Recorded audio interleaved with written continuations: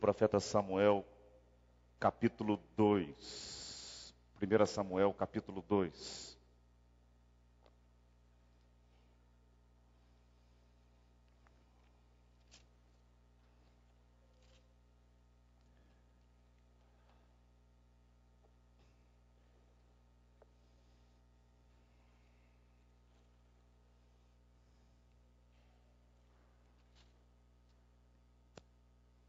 Perdão, irmãos, 1 Samuel 3 e não 2, ok?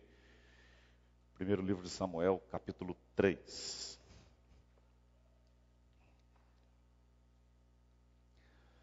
Eu vou ler todo o capítulo, ele não é tão longo, meus irmãos, são apenas 21 versos. Então penso que nós podemos acompanhar essa leitura sem que ela seja exaustiva. 1 Samuel 3. O jovem Samuel servia ao Senhor perante Eli. Naqueles dias a palavra do Senhor era muito rara, as visões não eram frequentes. Certo dia, estando deitado no lugar costumado, o sacerdote Eli, cujos olhos já começavam a escurecer-se a ponto de não poder ver, tendo-se deitado também Samuel no templo do Senhor, em que estava a arca, antes que a lâmpada de Deus se apagasse, o Senhor chamou o menino, Samuel, Samuel, ele respondeu, eis-me aqui. Correu a Eli e disse, eis-me aqui, pois tu me chamaste. Mas ele disse, não te chamei, torna-te a deitar-te. Ele se foi e se deitou. Tornou o Senhor a chamar Samuel, e este se levantou e foi a Eli e disse, eis-me aqui, pois tu me chamaste. Mas ele disse, não te chamei, meu filho, torna-te a deitar-te. Porém Samuel ainda não conhecia o Senhor e ainda não lhe tinha sido manifestada a palavra do Senhor. Ainda não lhe tinha sido manifestada a palavra do Senhor. O Senhor, pois, tornou a chamar a Samuel terceira vez, e ele se levantou e foi a Eli e disse, eis-me aqui, pois tu me chamaste. Então respondeu Eli que eras o Senhor quem chamava o jovem. Então entendeu Eli que era o Senhor quem chamava o jovem. Por isso Eli disse a Samuel, vai deitar-te, se alguém te chamar, dirás, fala Senhor, porque o teu servo ouve. Fala Senhor, porque o teu servo ouve. Vamos repetir juntos, irmãos? Fala Senhor, porque o teu servo ouve. E foi Samuel para o seu lugar e se deitou. Então veio o Senhor e ali esteve e chamou como das outras vezes, Samuel, Samuel. E este respondeu, fala porque o teu servo ouve. Disse o Senhor a Samuel, eis que vou fazer uma coisa em Israel, a qual todo o que a ouvir lhe tinirão ambos os ouvidos. Naquele dia suscitarei contra ti tudo quanto tenho falado com respeito à sua casa. Começarei e o cumprirei, porque já lhe disse que julgarei a casa para sempre, a sua casa para sempre, pela iniquidade que ele bem conhecia, porque seus filhos se fizeram execráveis e ele não os repreendeu. Portanto, jurei à casa de Eli que nunca lhes será expiada a iniquidade, que nunca lhe será expiada a iniquidade, nem com sacrifício, nem com oferta de manjares. Ficou Samuel deitado até pela manhã, e então abriu as portas da casa do Senhor. Porém, temia relatar a visão a Eli. Chamou Eli a Samuel e disse, Samuel, meu filho. Ele respondeu, eis-me aqui. Então ele disse, que é que o Senhor te falou? Peço-te que não encubras. Assim Deus te faça o que bem lhe aprouver, se me encobrires alguma coisa de tudo o que te falou. Então Samuel lhe referiu tudo e nada lhe encobriu. E disse Eli, é o Senhor, faça o que bem lhe aprouver. Crescia Samuel e o Senhor era com ele, e nenhuma de todas as suas palavras deixou de cair em terra. Todo Israel, desde Dan até Beersheba, conheceu que Samuel estava confirmado como profeta do Senhor.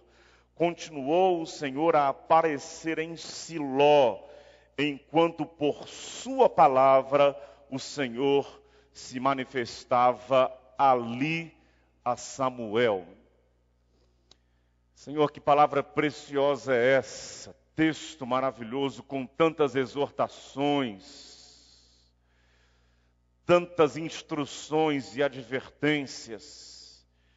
Que o Teu Espírito nos dê a graça de sermos alimentados, eu e todos nós que estamos aqui, aqueles que nos acompanham via internet, pela Tua palavra. Ó Espírito de Deus, nós clamamos, fala a mim, fala a cada um de nós, fala a cada um que ouve agora, fala a cada um que ouvirá possivelmente em tempo posterior esta palavra, Senhor.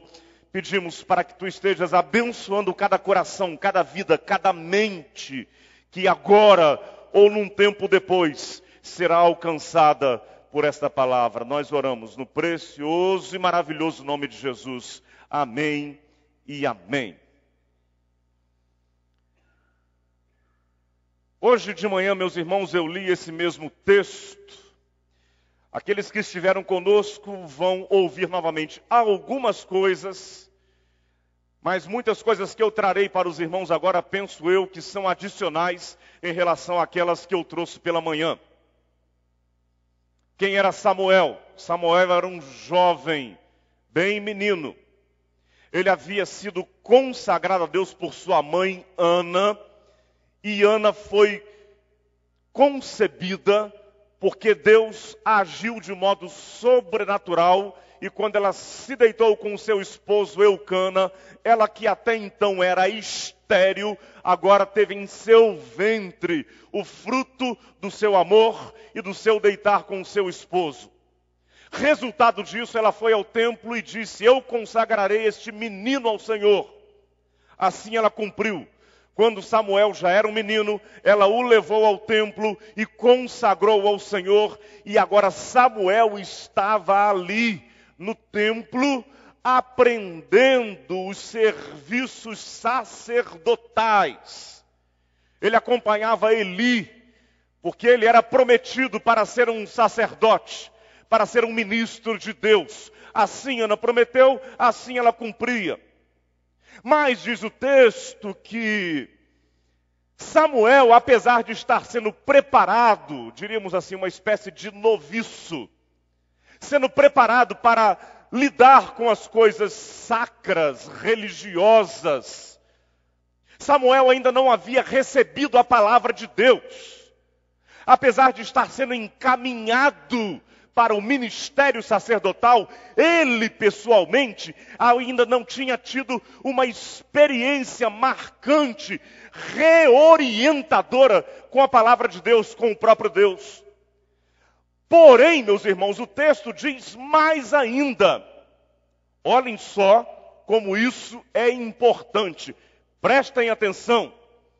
O texto diz que não apenas Samuel ainda não havia tido uma experiência marcante e reorientadora com a palavra de Deus. O texto diz que naquele tempo as visões e a palavra de Deus eram escassas em Israel. O que isso significa? Preste bem atenção. Significa que naquele tempo o povo de Israel estava vivendo um estado de aridez espiritual. Todos os ritos estavam sendo cumpridos no tabernáculo. Todos os rituais de culto estavam sendo repetidos rigorosamente conforme prescrição da lei mosaica. Eli, que era sacerdote, estava cumprindo com tudo aquilo que era prescrito. No entanto, apesar de todo lidar com as coisas sacras, apesar de todo lidar com as coisas do templo, culto, liturgia, objetos santos, sacrifício a Deus, sacrifício de confissão, sacrifício de louvor, apesar de tudo isso estar acontecendo, não se ouvia a voz de Deus em Israel. As visões eram escassas. A voz de Deus era coisa rara. Não apenas o jovem Samuel não havia ainda ouvido a voz de Deus, a palavra de Deus, mas também em Israel, em todo Israel, isso era coisa rara, escassa. Isso me chama a atenção, meus irmãos, porque, deixa eu dizer para vocês, eu sou pastor, com muita convicção de que o Senhor me chamou. Acho e entendo que Deus nos tem dado a graça e a bênção de fazermos história, de fazermos parte de uma igreja histórica belíssima e abençoada como essa. Louvado seja Deus por essa igreja e por sua história. Amém, irmãos? Louvado seja Deus pelos heróis da fé que passaram por aqui e que abençoaram centenas, milhares de vidas. Louvado seja Deus por essas vidas. Amém, irmãos? Mas eu quero dizer para vocês uma coisa, isso aqui tem uma advertência séria para nós. A religião tem um poder imenso de gerar um ressecamento espiritual na alma. Religião vem do latim religare, ou seja, promover religação do homem com Deus, do homem com seu Criador, do humano com o eterno. Acontece que não poucas vezes a religião vai se ressecando, ela vai se transformando em estrutura, vai se transformando em instituição, em ritos, que a gente acaba perdendo essa percepção do sobrenatural, acaba perdendo essa percepção de que há uma voz de Deus, de que há um poder de Deus, de que há uma ação sobrenatural do Espírito Santo, de que faz coisas novas, e perdemos comunhão, perdemos contato com Deus. Somos muito religiosos como Eli, porém não estamos religados com o Espírito Santo de Deus. Mas não será assim na história dessa igreja, não será assim na minha vida, não será assim em nossa vida. Nós somos e queremos ser uma igreja cada vez mais em contato com o eterno e cheia da presença do Espírito Santo de Deus. Amém, irmãos? Diga, Senhor, enche-nos com a presença do Espírito Santo. Fale isso agora, Senhor. Vamos fazer essa oração coletiva, irmãos? Vamos falar? Senhor, enche-nos com a presença do Espírito Santo. Amém, igreja? É isso que nós queremos. Não queremos chegar àquele estado no qual Eli, sacerdote, se encontrava. Não queremos chegar naquele estado no qual o povo de Israel se encontrava. E aí eu quero dizer para você o seguinte. A gente crê, e crê muito, que você pode ouvir a voz de Deus, que você pode experimentar milagres do Senhor, que você pode experimentar intervenções sobrenaturais de Deus. Ainda hoje, Deus faz coisas sobrenaturais acontecerem em nossas vidas. Quando eu perguntei para você no transcorrer desse culto, quantos aqui já experimentaram alguma obra extraordinária de Deus, alguma coisa sobrenatural, uma oração respondida, uma cura, um milagre, alguma intervenção de Deus? A maioria levantou a mão. Irmãos, eu não estou fazendo isso como um exercício do tipo animação de auditório. Quando eu faço essa pergunta e os irmãos levantam as mãos e eu digo amém, louvado seja Deus, crendo de fato que vocês foram abençoados pelo Senhor, crendo de fato que a mão de Deus interviu e abençoou as suas vidas. Me recuso a exercer o papel típico pastor animador de auditório. Não fiz uso desse recurso tipo para deixar a congregação aqui mais exaltada. Eu creio que Deus ainda hoje se manifesta de modo sobrenatural. Cremos nisso, amém, irmãos? Pois bem, diz o texto que Samuel então ouviu a voz de Deus 3 vezes. Ele ia a Eli, o que é que o Senhor quer? Ele dizia, não foi eu que te chamei, não. Isso aconteceu 1, 2, 3 vezes. Na terceira, ele percebeu, isso só pode ser a voz de Deus. Só pode ser a voz de Deus. Vai, volta lá para o teu quarto, para o teu aposento. A próxima vez que isso acontecer, você diga, Fala, Senhor, que o teu servo ouve. Repita comigo. Fala, Senhor, que o teu servo ouve. Mais uma vez, irmãos. Fala, Senhor, que o teu servo ouve. A partir daí, meus irmãos, começou uma trajetória completamente diferente daquilo que Samuel imaginava que aconteceria em sua vida.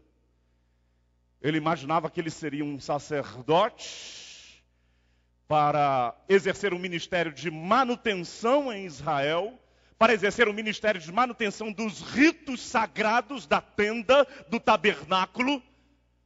E na verdade Deus diz, olha, eu quero algo mais de você. Você vai ser profeta, você vai ouvir minha voz, você vai exortar o povo, você vai clamar, você vai ungir reis. Você será usado por mim, você vai marcar a história do meu povo e você vai iniciar, através de minha mão, eu vou iniciar, através de você, melhor dizendo, um novo tempo na vida espiritual do meu povo.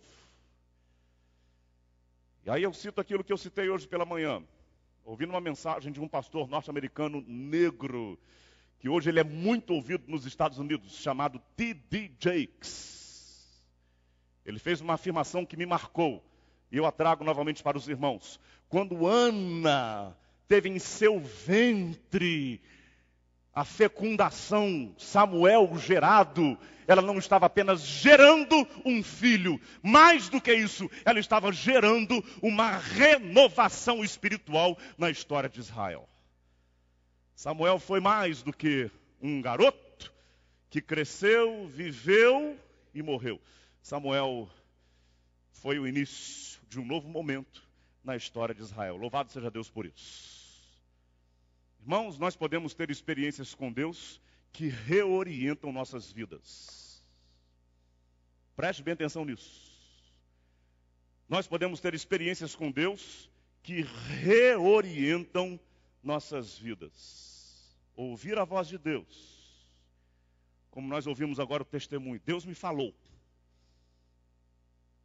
Isso não apenas no sentido vocacional. Não somos apenas nós, ministros, pastores, que ouvimos a voz de Deus. Esse negócio de ouvir a voz de Deus se tornou extraordinariamente democratizado. Você, meu irmão, se é que eu posso dizer assim, um crente comum, você pode experimentar o ouvir a voz do Espírito de Deus na sua vida. Não sei exatamente como pode acontecer com você, mas você pode ouvir a voz de Deus. E aí eu quero mencionar para você rapidamente algumas coisas que acontecem quando nós ouvimos a voz de Deus, quando nós temos experiências com Deus. Quando nós ouvimos a voz de Deus, temos experiências com Deus como Samuel teve, nós começamos a olhar o futuro com boas expectativas, com expectativas positivas, a despeito do passado, a despeito do que tem acontecido até o presente, eu começo a olhar o futuro com um olhar cheio de esperança. Deus vai fazer alguma coisa, Deus me falou, Deus vai abençoar, eu ouvi a voz de Deus, eu tive um contato presente, forte com Deus, e esse Deus maravilhoso que me visitou, Ele faz maravilhas, eu creio que Deus fará grandes coisas. Inevitavelmente, a gente passa a ter esse olhar. Veja o verso 11 que nós lemos. E disse o Senhor a Samuel, eis que vou fazer uma coisa em Israel, a qual todo o que ouvir lhe tinirão ambos os ouvidos. Deus chega a dizer, olha, é uma coisa. Não tem nem nome ainda. Uma coisa que Israel ainda não viu. Uma coisa que Israel desconhece, não faz parte da história de Israel, mas vai ser algo tão bom que quem ouvir os ouvidos vão tinir. Meus irmãos, eu creio que Deus faz maravilhas. Deus faz maravilhas. Você pode repetir isso comigo? Deus faz maravilhas. Até então, o que nós vínhamos experimentando, pode ter imaginado Samuel, é uma história de ressecamento espiritual, uma espiritualidade, uma religiosidade estéril, árida, mas algo diferente Deus vai fazer entre nós no meio de Israel. C.S. Lewis, famoso teólogo, filósofo irlandês, certa vez disse: adiante, existem coisas melhores do que quaisquer outras coisas deixadas para trás. Olha o que ele nos ensina. Vou repetir para você. Adiante, existem coisas melhores do que quaisquer outras coisas deixadas para trás. Nos diz C.S. Lewis, que era um cristão muito convicto. Ou seja, que o seu olhar, estamos hoje aqui, primeiro domingo de 2015, que o seu olhar acerca de 2015, irmão, seja um olhar esperançoso, que seja um olhar cheio de boas expectativas, porque o que está adiante pode ser muito melhor, será muito melhor do que quaisquer coisas que ficaram para trás. Aí eu faço uma pausa para dizer para você o seguinte: o viver melancólico, saudosista, é improdutivo. A pessoa saudosista, a pessoa que vive se lembrando do passado, porque no meu tempo era assim. Porque na minha época foi assim. Porque numa ocasião, a pessoa vive se reportando ao passado, fica neste culto às coisas do passado, às experiências passadas. Quero dizer para você uma coisa, isso imobiliza pessoas. Pessoas melancólicas, pessoas saudosistas, são pessoas que não produzem, são pessoas que não caminham progressivamente, são pessoas que não são criativas. O saudosismo imobiliza pessoas. E aí eu quero dizer para você, meu querido irmão, a despeito da sua idade, não seja saudosista em nome de Jesus. Não fique nessa história de que, o melhor da minha vida já foi. Meu irmão, o Senhor pode, quer e fará maravilhas na sua vida.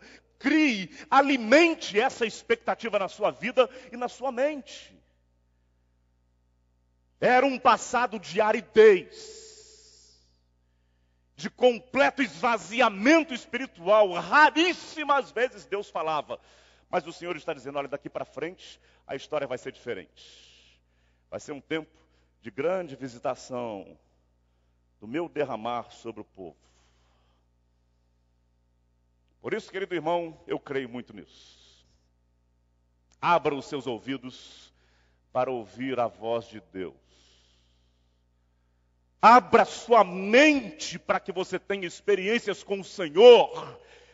Volto a dizer, experiências marcantes, que sejam redefinidoras dos seus valores, que sejam experiências que reorientem a sua vida.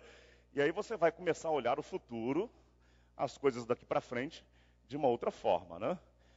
Além do que, meus irmãos, deixa eu falar baixinho aqui, não conta para ninguém, só para a torcida do Corinthians.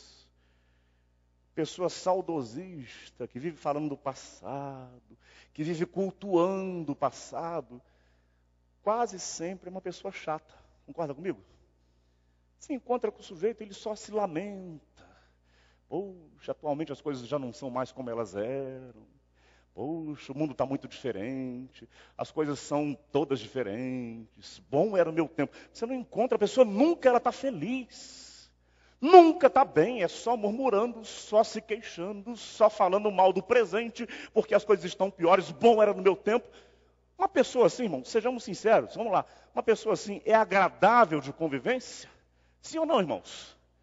É daquele tipo de gente que quando você vem numa calçada, vem lá aquela pessoa saudosista que vive se lamentando, a vontade que dá é de você atravessar a calçada, né?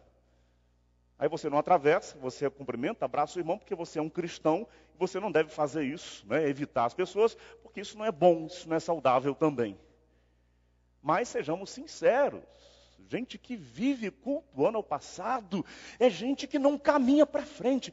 Irmão, vamos lá, expressão muito usada hoje, bola para frente, a fila anda, irmão. A fila anda. Diz aí para o seu irmão, irmão, a fila anda. Isso.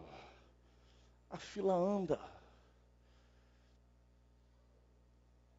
Cuidado, viu? Você que está com sua namorada aqui, seu namorado. Essa expressão tem sido muito usada, aplicada a essa realidade, né?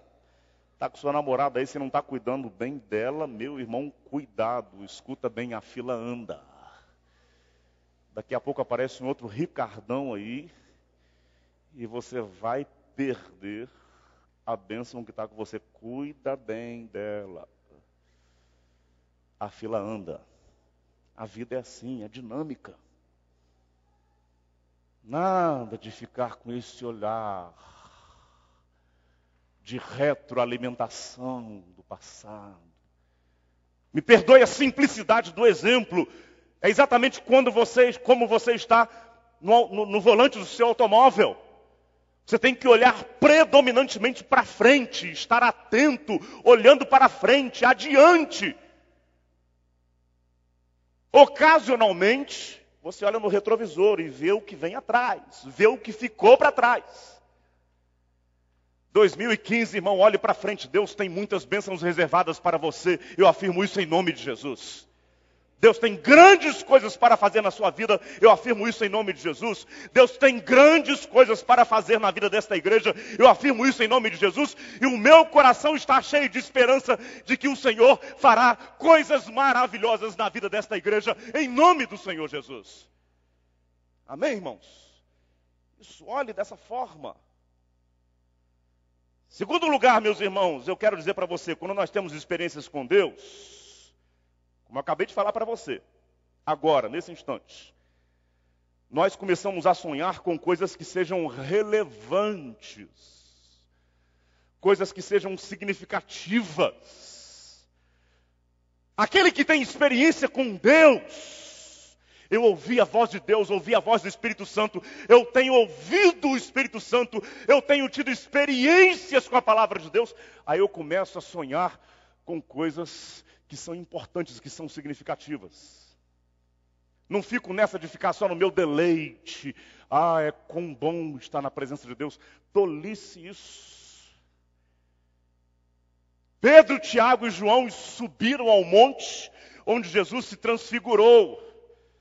Estava uma atmosfera tão gostosa de enlevo, aquela coisa toda, uma nuvem de glória. Aí Pedro, como sempre, precipitado: Senhor, permita que nós façamos 3 tendas, uma para mim, uma para o Senhor, uma para Moisés, outra para Elias. Aí Lucas, médico, detalhista, que tinha esse diferencial em relação aos outros 3 evangelistas, Mateus, Marcos e João, Lucas vai lá e só ele faz essa observação, não sabendo o que dizia. Sabe o que significa isso? Não sabendo o que dizia? Vamos lá, vamos trazer para termos mais atuais. Falando bobagem. Pedro falou isso dizendo tolice. Porque não é para ficar aqui em cima, no enlevo, nessa coisa da glória de Deus. Tem que descer. Tem coisas relevantes a serem feitas. O povo lá embaixo está doente, o povo lá embaixo está precisando de pastor, o povo lá embaixo está precisando de Deus, o povo lá embaixo está nas trevas. Nós temos que descer, Pedro, lá está a nossa missão. Pessoas que ouvem a voz de Deus, que têm experiências com o Espírito de Deus, se recusam a ficarem de braços cruzados. Senso de missão. Repita isso comigo. Senso. Vamos lá, de novo. Senso de missão. Tenho dito com muita frequência, meus irmãos, que uma das maiores alegrias que eu tenho na vida é ver minhas filhas servindo ao Senhor e sendo abençoadas pelo Senhor. Depois de múltiplas experiências muito marcantes com o Senhor, com o Espírito de Deus, minha filha mais nova de volta, fui com ela visitar algumas amigas, melhor dizendo, uma amiga dela operada, algumas amigas dela já de 7, 8 anos em São Paulo, estavam lá também, umas 15 pessoas. No final ia me despedindo, nós oramos, agradecemos a Deus por aquela cirurgia daquela amiga dela. E quando nós saímos, minha filha com os olhos cheios de lágrimas. Pai, eu tenho que ganhar as minhas amigas para o Senhor Jesus. Eu tenho que ser bênção na vida delas.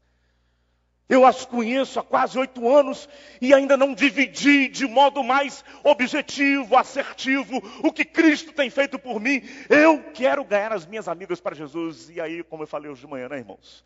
No meu coração eu disse, yes! Isso, pode rir, irmão. É isso mesmo. Yes! Maravilha! Isso é ter experiência real com o Senhor. Você se desperta para coisas relevantes. Meus irmãos, não quero me apresentar para vocês como referência. Acho muito perigoso isso. Porque eu fiz, porque eu faço. Irmãos, isso é um troço muito comum. Às vezes você encontra com 3, 4 pastores. Meu Deus, os camaradas só conseguem falar de si mesmos. Ainda bem que você não tem amigos assim, Reinaldo. Só eu que tenho, né? Eu tenho muito cuidado com isso, preciso ter muito cuidado com isso, esse negócio de falar de mim mesmo. Mas deixa eu explicar para você. Recentemente, irmãos, eu estava andando aqui pelo centro e algo veio no meu coração, na minha mente. E ore por isso, eu vou te contar, ore por isso, tá certo? No ano que vem, ou melhor dizendo, irmãos, nesse ano, 2015, nós voltaremos a fazer o Natal das Luzes ali na praça. Você acha que devemos fazer? Você pode dizer amém? Agora veja só. Nós temos aqui a nossa esquerda aqui. Esse esquerda ficou meio cariocado, né? Cariocado, 2 dias no Rio de Janeiro me faz retomar tudo, né? Uma recaída, né, irmãos? Vamos lá. Aqui a nossa esquerda, uma igreja de africanos, que a gente sai daqui meio-dia, passa ali, está empanturrada de gente, gente até nas calçadas. Lá na Rio Branco tem outra igreja de africanos, exatamente assim, também a calçada cheia de gente. Com a vinda do Dr. Biliquim à nossa igreja, eu preguei já em igreja de coreanos, preguei em igreja de japoneses aqui, tem igreja de coreanos, igreja de japoneses. Sonhe, meus irmãos, este ano a nossa igreja indo para a praça, com outras igrejas de africanos, de hispanos, de japoneses, de chineses, e o título será As Nações Celebram o Natal de Jesus. Você gostou da ideia?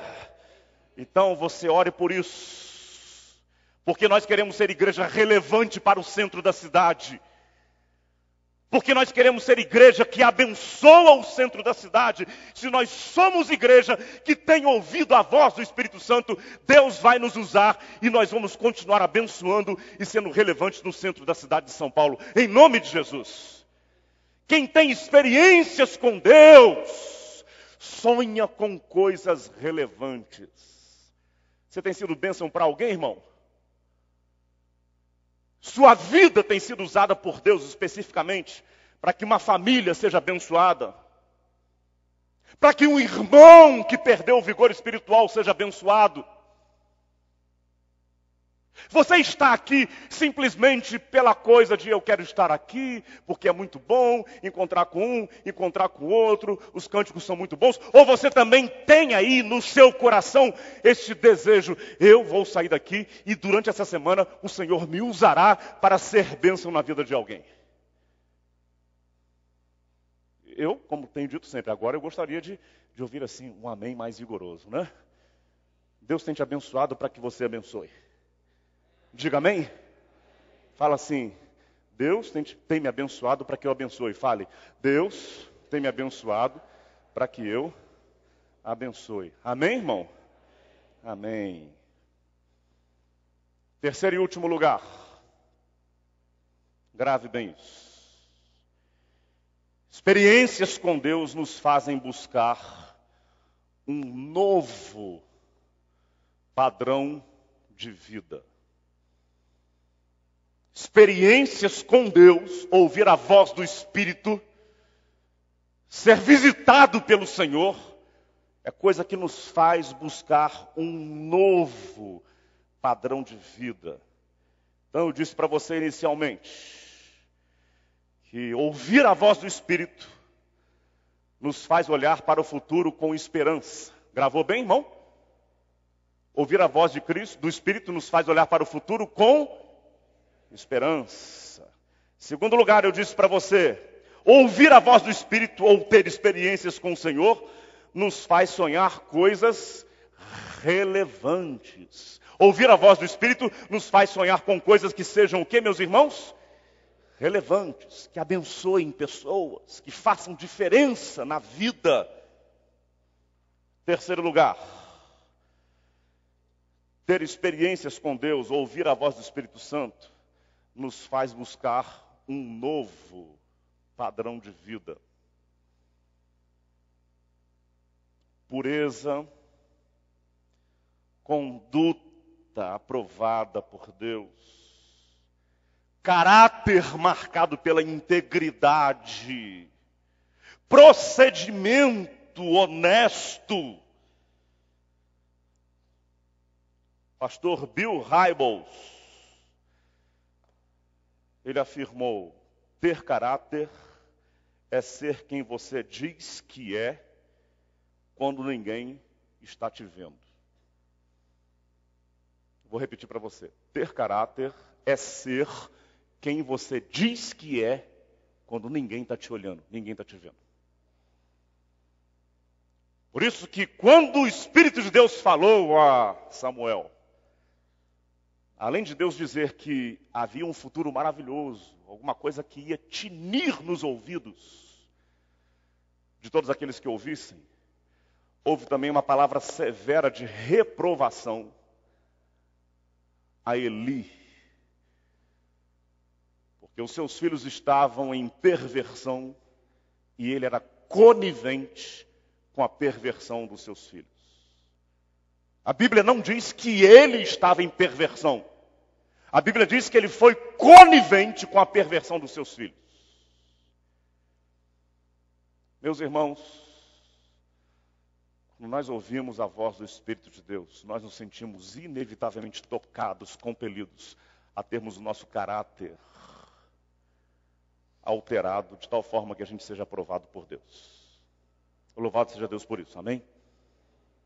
Tempos depois, quando o jovem Saul vai em busca das cabras do seu pai, ele chega a uma região que ele desconhecia, ele não conhecia Samuel. E ele diz, se há alguém que possa me dizer o que fazer nessa cidade, e ele recebe uma informação. E essa informação dizia a respeito a Samuel, há um homem de Deus nesta cidade. Há um homem de Deus nessa cidade. A palavra de Samuel era a palavra de integridade, confiável. Ele era a profecia que ele pregava. Quero encerrar, meus irmãos, dizendo para vocês que aquilo que eu adverti no início, a religião tem um poder terrível para petrificar a fé. E isso acontece quando a religião não nos exorta a termos nossa vida corrigida. Quando nós não somos desafiados a termos os nossos passos acertados, endireitados. Vida no altar, vida santa, vida aprovada por Deus.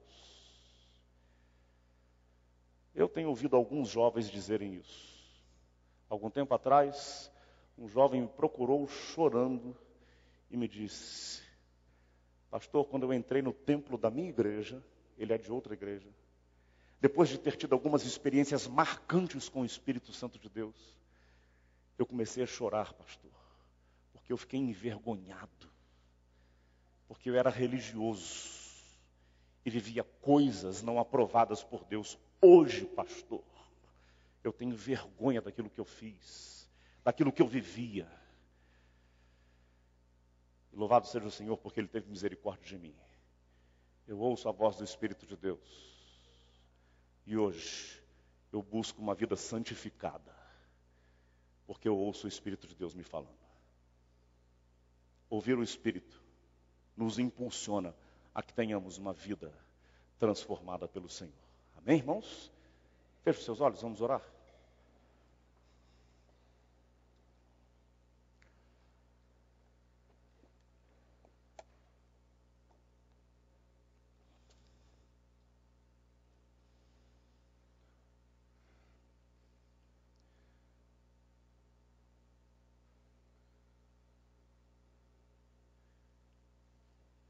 Sugiro que nesse momento você diga: Senhor, eu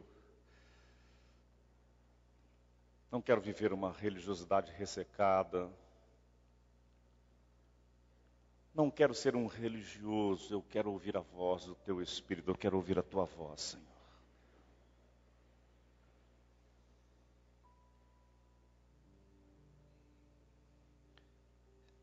E aí, Senhor, como Samuel, olhar para frente, cheio de expectativas, com sonhos,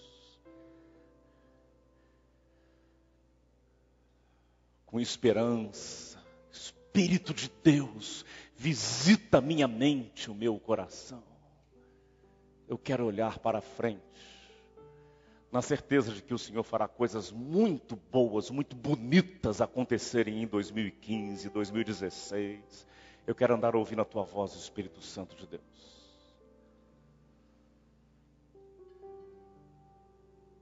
Espírito Santo de Deus, eu quero sonhar com coisas que sejam relevantes. Ver gente se rendendo aos pés de Jesus. Esse ardor missionário tomando conta da minha mente, da minha alma. Espírito de Deus, produz isso em mim. Clame isso ao Senhor. Minha vida pode ser bênção na vida de alguém. Minha vida pode ser bênção na vida de um casal, na vida de uma família.